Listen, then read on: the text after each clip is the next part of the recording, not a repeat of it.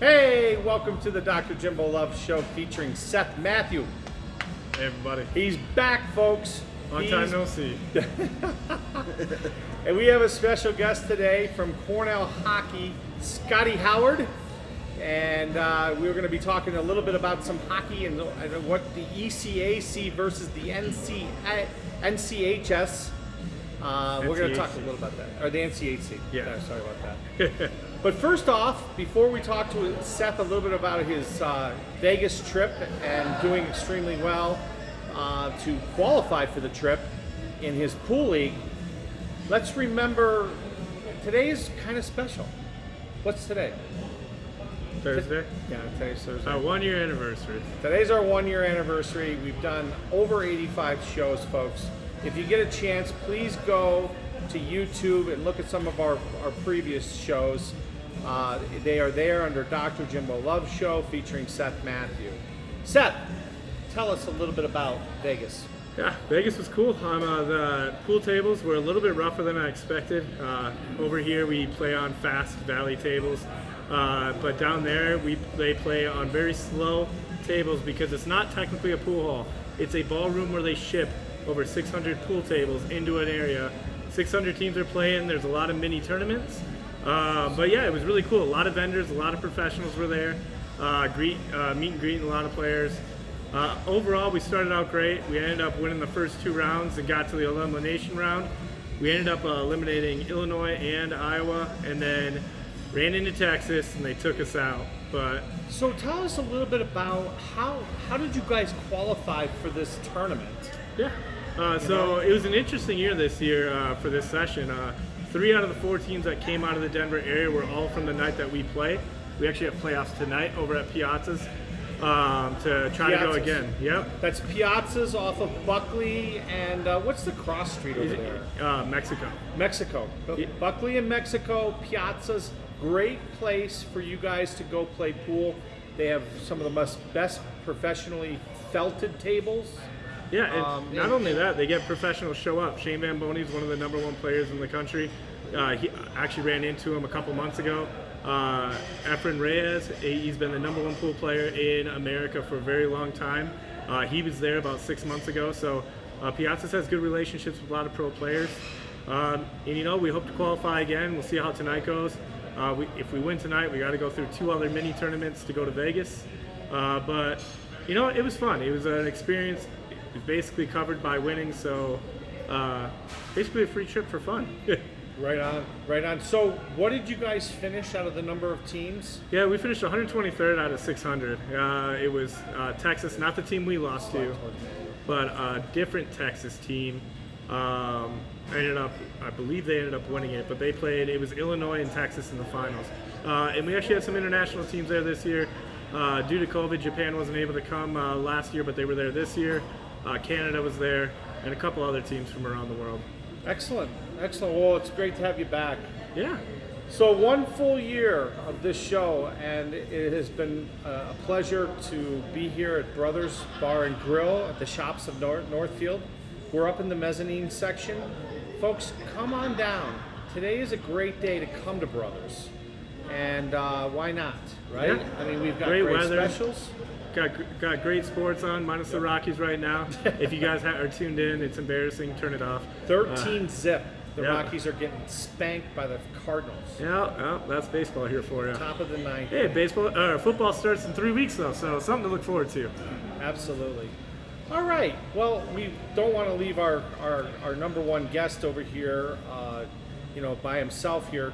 So, Scotty, you've got some great things going on in ECAC hockey, the Ivy League with Cornell. What would you say right now is the thing that's most exciting about coming into the season this year?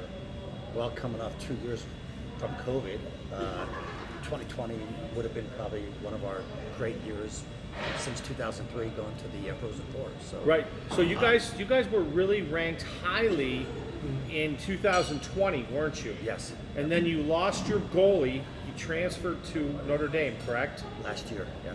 What was his name? Matty Galida. Matty Galida. And Notre Dame, they didn't do horribly this last year, but They didn't make the tournament. No, No, They did. They did. They did make They it. lost. Yeah. yeah. So it would have been a lot better for him to stay at Cornell, probably. Yes, it would have. I mean, but that's hockey. I mean, you never know. I mean, Yep. Yep. Now, as far as your incoming, I know you've got an incoming goalie. Tell us a little bit about this goalie that everybody's excited about. I don't know a whole lot about him, but he's supposed to be a pretty good kid coming in, Yep. freshman. Yep. Our goalie Ian Shane last year is also pretty good. He'll be a sophomore this year coming to the Excellent. Cornell. So it'll be a really hopefully promising year for Cornell. So Ian Shane is coming back as a sophomore. Is that what you said? Correct. He was a freshman last year. Okay, I didn't realize that he was that young. Okay, Yes, yep, because so- we kind of watched him closely. We've been watching Cornell hockey and featuring Cornell hockey all throughout this season. I was a big believer that the ECAC was a better conference than the NCHC. What do you think, Scott? I just think that the ECA doesn't get the recognition as the other leagues do, which is kind of sad. But if you look at, we've had many teams that have made the Frozen Four and have won it. Yale, Union, Quinnipiac's always been a contender. Cornell, we've always been top 10, Right. and coming in many times. But we'll see. I mean, the proof's in the pudding for this year, so it'll be a really fun year. Excellent. And you're good friends with Joey Neuendijk. Yes, yep. Okay, so Joe, what is Joey? Joey's excited about this season, right? I mean, we don't really talk about Yeah. hockey a lot. You don't? During the off season. You have a we're guy talking who- about boating and Oh, okay. and we do touch base a little bit with what's going on with the team. So, but yeah, I mean, he's an alum, right? So he's been around for quite a long time. It'll be interesting, but yeah, it'll be fun to see how things play out. Yeah, I always think it's very interesting because all the East Coast teams in general, I feel like the Midwest, the Gophers, Michigan, North Dakota, St. Cloud State, they just get a little bit more TV time. I noticed a little bit more East Coast teams on NBC Sports. But I always found it to be tough if you ever were to do a college bracket. The East Coast teams are always the wild card because they don't get on TV as much as the other schools, so you get more tape Right. as a fan. Right. And that's when you had Union knocked off St. Cloud State. I remember that one year, and Quinnipiac has knocked St. Cloud State out as well. And you just don't see it coming. And so it makes it a little exciting, but I do wish the ECHC would be more on like a more televised games, just because they're in the tournament and they make up about 1/4 of half the tournament. Right. So And I tell you, you look at the East Coast, you look at BU, you look at BC, you look at like Providence, you look at those teams, and you look at Harvard, right? They're in our league. Although Yeah. they're in our league, they're not Hockey East, but they're ECAC. These teams have 12 to 14 draft picks. yeah, Number one draft picks, first rounders. Yeah. And Cornell, we have a handful of guys that are drafted, but not first rounders. And Yeah. we seem to hold our own. yeah. Excellent. Hey, you have a good story about what happened when you went to North Dakota and played in the Ralph last year. Tell us a little bit about what happened. By the way, Cornell swept them in their home stadium, and Scott was right down there by the goal. Go ahead, Scott. I was in the penalty box, and we won Friday night. Played a good game, and the usher and the snow pushers basically told me at the end of the game that just so you know that we always win the second game. And I said, okay, fair enough. And Saturday came along, and I guess they were a little speechless at the end of the game. Yeah, Cornell swept them. That's Yeah, awesome. that's That is impressive. awesome. It was it was a sweep. It was the first time an ECAC team has swept North Dakota or that league in probably 40 years. Yeah. 40. 40. Yeah, North Dakota doesn't 40 normally years. get swept. It's No the kidding. first time that North Dakota's been swept back to back in probably 7 to 8 years. I don't know Yeah. exactly when it was, but yeah. Wow. Do you ever feel like some of those teams now? I'll dog on St. Cloud State a little bit. But overall record for St. Cloud State was not that impressive this year. But the fact is, they still made the tournament. Do you think that their conference gets an unfair little advantage over some of like the Ivy League and like the ECHC, where, because I want to say they barely finished over 500. It wasn't that impressive as a season. They had guys out from COVID. Unfortunately, that USA hockey for what was it, the Olympics? They lost 2 players for it. Their coach left, so Oliver had to hold down the fort. I mean, but those are excuses at the end of the day. It should be performance based. Do you feel like there's a little advantage getting tilted their way when it comes to selection? I mean, I think it's a little bit, sure. Yeah, I mean, Why do you think it is? it's hard to say. Because I it's mean, East Coast, it's so more many- populated, or something like that, or I mean, maybe there's so many variables, right? I mean, especially when they're trying to recruit, like whether it be Cornell, Harvard, or let's look at Providence, right? They were a heavy contender for how many years, right? Yeah. And then Providence, they win the national title. Their assistant coach, Chris Mayotte, who actually was the goalie back at Union back in the day when Nate Lehman was the head coach for Union. Now he's the head coach for CC, Colorado College. Yep. So you never know. It's the roll of the dice in a lot of cases. So. Well, we just had Cornell just had a great thing happen. One of your alums, what was the gentleman's name? The guy who's at Michigan now is the head of the hockey operations. Was it Topher or something like that? What was his name? Well, I saw on Twitter. I haven't fact checked it, but it looks like Topher Scott may have taken the hockey ops position at Michigan. So. Yeah, that's nice. That's a good yeah. thing for Cornell. Yeah, I you know? just caught it at a glance. So. Yeah. Well, let's talk a little bit about your good buddy, and he rented a place just below Scott in his palatial mansion in Ithaca, Hugo Heights. Tell him a little bit about Shane and his new job with Princeton. So Shaner was our hockey ops guy for 2 years. Phenomenal guy. I mean, ethically right on. I mean, and he's a Karen type of guy. He actually just took a job with as a head coach, or excuse me, assistant coach for Princeton University. Oh, that's wonderful. And So you went from. congratulations to Shane. Yeah. So what was he doing at Cornell? He was hockey ops. Hockey ops, and now he's an assistant coach. Right. But before that, he was a Division III player, but he also coached for the Syracuse Stars. Oh, no kidding. Excellent. Seth, do you have any, what other questions do you have? We got the NCHC guy. Yeah. You got the ECAC guy. I want to see if there's any other questions you guys have, because there's not a real love loss between your two leagues. Yeah, we don't meet too often. I mean, I think that's the other thing too. I mean, Cornell came over to North Dakota, and I know they're making some trips over this time. But a lot of times, you look at St. Cloud State's schedule and a lot of these other teams, they don't have a lot of crossover. So that's why there's not a lot of bad blood. Because if we meet, it's going to be in the national tourney. I give St. Cloud State probably only a 10% chance making it this year. I think we actually are going to miss it this year. And well, you guys were runner-up. You guys were runner-up 2 years ago. And then we got eliminated first round. And you had how many guys coming back last year? Remember, it was like 22 guys, 23 guys? Yeah. So, really, St. Cloud State kind of lost their window in a sense because they had so many people returning. Although, I'll tell you what, we went down to DU and we watched St. Cloud State. And the thing that impressed me most was just how quick both teams skated. Yeah, and I mean, the big thing with St. Cloud State is I'm not completely dogging on them. I mean, I think they're a big question mark this year. You're looking at 6 transfer students coming in, all from D1 programs, but don't know much about them.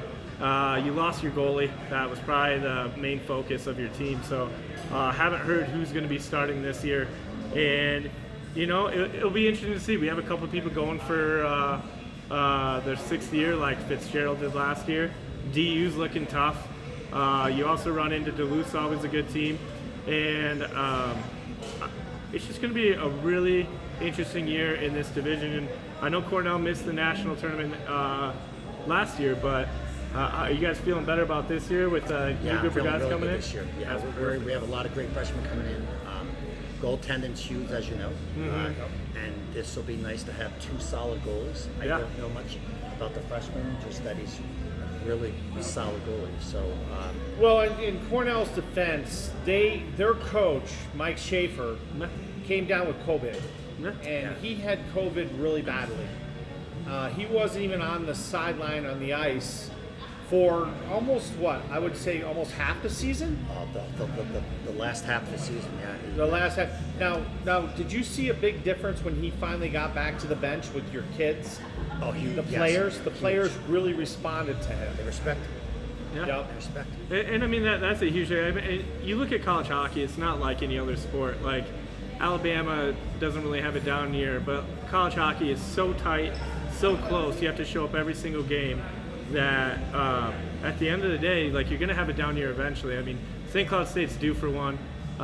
We had a time period where North Dakota was missing the national tournament. Minnesota missed it for a while there. I mean, they're back in it and doing good now. So I'm just predicting right now, St. Cloud's going to go for a little bit of a struggle for the next year or two, and they'll get back up there. They always do. But I think it's our time to take a little step down from the national spotlight. That's too bad. You know, I really enjoyed watching those guys skate. Like you said, we had a window, and you know, Yep. a big chunk of this team is going to be young. I think they can overperform and be decent. I just don't know if they can overcome some of these veteran teams that are in this conference. Interesting. So what else strikes you, Scott, that you want to share about Cornell hockey? Maybe there's some guys out there right now that are in high school watching our show today. Why would they want to come to Cornell, and what do you think the Schaefer era is going to bring to the ECAC? I mean, Schaefer's a veteran coach. He's been around for a long time. So, but coming to Cornell, I mean, you come into a great school. I mean, Ivy League diploma, which hopefully could take you to another level if your hockey career or any sport that you're playing for perhaps doesn't work out. So there's always that secondary backfall, right? So, right. But I mean, to me, I think we're a bit of an underdog for the most part. But our coaches do great work as far as recruiting. So Good. we'll They're going to get an Ivy League education. Well, which is like huge, because if you look at it, It's a lot of huge. these guys are drafted at 18. Maybe they go play juniors for a little bit, then they come to the college scene, and they don't make it much farther. I was just talking a little earlier about Hobie Baker winner, Drew LeBlanc, that played at St. Cloud State. You have one of his jerseys, don't I you? do. With the sweat still on it. Yep. And he basically he got to play for the Blackhawks, scored one goal. Then he kind of bumped around the minor leagues basically for a little bit, and now he's done. But at least he has a degree to fall back on, and that is important, I think, for all college hockey players to get the best education possible. And Cornell, you can't beat Cornell's hotel school. What else is Cornell known for? I mean, they're Well, computer science is up and coming. Yep. The tech park on Roosevelt Island, which is huge. I mean, that's a huge facility. I recall when they were building, it was like a $2 billion facility. They've teamed up with some other schools. I don't recall the names, but Sure. They would like to see New York be the East Coast of the West Coast. So Yeah. we'll see what happens. Well, of course, there's so many distinguished people from Cornell. Dr. Fauci, Cornell alum. Carl Sagan was a professor there for a number of years. So it's wonderful. We want to give a shout out to a long-time radio guy. His name is Grady Wittenberg. He does wonderful things for the Cornell hockey program. I had the pleasure of growing up with Grady. I was able to play basketball, football, baseball with him. I knew his dad extremely well when they did the Motionetics thing in Newark Valley. So we want to give a shout out to Grady Wittenberg. Grady, if you're ever out here in Denver or in Colorado, we would love to have you as a guest on our show. He's just a quality individual, and I think that Cornell hockey, I think he's been there almost 29, 30 years now. He's the epitome of announcing, and he is a broadcaster that I aspire to be, like, or even mention in the same sentence with. He's a Newark Valley kid, so. All right. Not a lot of bias there, right? Yeah, I'm a little biased. Well, of course, I grew up with him. anyways, you know what? We're excited for hockey. Remember, Brothers Bar and Grill, Shops of Northfield. Okay, this is your hockey headquarters, and we are going to make it our hockey headquarters even more. Seth right here is the GM. You know, anytime you need to see a hockey game, any sporting event, he can get it for you, right, Seth? Yeah, pretty much. We carry all the packages. A few restrictions if it's not televised, but you know, sometimes we're able to get them through backdoor channels of maybe being able to stream it if we can get approval for it. So if you know a game's coming up, let us know. We'll pretty much put anything on for you. We've got cornhole on, axe throwing, all those crazy sports. You want to watch it, we'll put it on for you. It doesn't matter what it is. So all you axe throwers out there and cornhole players, this is the place. Hey, it's a down. professional sport now. Well, it is, and we cover the ESPN Ocho. Hey, they had it on in Vegas when I was there. Did ESPN Ocho was on, and it was honestly I think that's the greatest thing I was ever. trying not to laugh when I was watching it because. And that's from dodgeball, folks. Yeah, but it's a real thing now. They created the channel. I want to say ESPN Ocho now exists about 8 years now, maybe 5. And it came from the movie Dodgeball. Up on its Ocho year. Yeah, and so Dodgeball's on there, Tag's on there. Tag? Yeah, you've never seen Extreme Tag? No. Oh, it is crazy. Huh. But That's yeah, awesome. but I think more exciting things coming up is going to be, you know, we haven't talked a lot about football. That'll probably be here in the next couple weeks. Nobody really cares about preseason. Let's talk about it when it's real. Yeah. And college football will be coming up. We got to get all situated with the transfer portal. There's been a lot of movement, a lot of people shifting conferences. So we're going to get our ducks in a row, and we'll do a show on that not too long from now. And college hockey shouldn't be too far till we start. So. Yep. Absolutely, and we'd be remiss if we didn't mention the best evergreen tree farm company in upstate New York, and maybe in all of the Northeast. It's Forever Green Farms. It's owned by this gentleman right here, and if you need a 12-foot evergreen, all the way up to 35 footers. If you go on our Instagram page, you can see one of these trees being dug and also being transported onto the truck. You can reach Scotty here at 607-227-3500. He can ship to anywhere. Well, tell him, Scott, where can you ship anywhere? We ship actually, used to be east of Mississippi. Now we're going into St. Louis, Missouri. We're shipping it to Ohio now. We're shipping it to Maine, New Jersey, Connecticut. You can go to Canada too, right? If you need be. If need be, you could go to Canada. But Absolutely. So yeah, Forever Green Farms. Don't forget it. It's out of Ithaca, New York. And like I said, my main man right here, my other main man, they will be able to help you out. So anyways, we will not be doing the show on Saturday, unfortunately. But we will be back with probably, what do you want to do a week from Saturday, Seth? You know, we'll probably touch a little bit on the upcoming matchup of when the Minnesota Vikings come and beat the Broncos here. But yeah. But you know, we'll see how it goes. Minnesota didn't have any players play last week, so we'll see how they're doing health-wise coming up here. You know, baseball's really not the time to get into it yet, so we'll probably just concentrate a little bit on upcoming big games. NHL doesn't start for another month, I believe. Yep. Actually, 2 months, October. It's right before my birthday. The first Avs game will be here in Colorado. Right on. Right on. So yeah, we'll start doing drafts. We'll start talking a little bit more NFL. Maybe we'll talk a little bit about fantasy football. We've never done that before, but you know. Too bad James isn't here anymore. He wanted us to do a fantasy football. Yeah, because you know, fantasy football is a big thing where everybody follows. So maybe we'll do a little sport. We can even maybe do a little mock draft between me and Jim here, and we'll see who comes out with the better team. And we might even give you a little betting tips, okay? Seth has gotten really close to winning a big payday doing parlays. Mm-hmm. Tell him a little bit. Just give them a wet their whistle. What are you doing, and how close are you to making big money? So it's a little bit about research. I mean, you always run into the fact that the players got to play the game. But I've been looking at, looking at ERAs, looking at their last 5 matchups, seeing what way the teams trend, what their home away record is, and I've been streaming almost every game together. I've missed 3 straight parlays by 1 pick, One was for 200 grand, one was for 80, and one was for 50. How many so. legs were on those parlays? So the one I missed for 200 was 15, and I missed one. The one I missed for 50 was 12. I missed one.